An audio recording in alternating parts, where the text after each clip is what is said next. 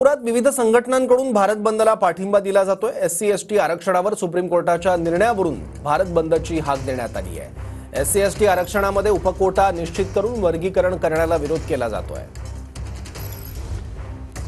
आरक्षण वर्गीकरणासंदर्भात दिलेल्या निर्णयाविरोधात विविध संघटनांनी आज भारत बंद पुकारलेला आहे आणि भारत बंदला कितपत प्रतिसाद मिळतो हे पाहावं लागणार आहे। महत्त्वाचं म्हणजे सकाळची वेळ आहे, अजून मार्केट उघडायला वेळ आहे, त्यामुळे मार्केट या ठिकाणी बंद दिसतं आहे। मात्र ज्याप्रमाणे वेळ होत जाईल आणि त्यानंतर किती प्रतिसाद मिळतो हे सुद्धा पाहावं लागणार आहे। विविध संघटना ज्या आहेत त्यांनी हा भारत बंद पुकारलेला आहे, त्यामुळे त्या संघटना रस्त्यावर उतरणार आहेत।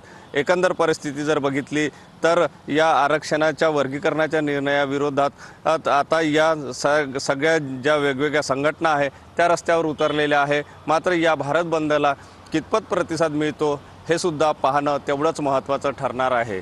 कॅमेरामन सचिन सयामसह सुनील ढगे, TV9 मराठी, नागपूर।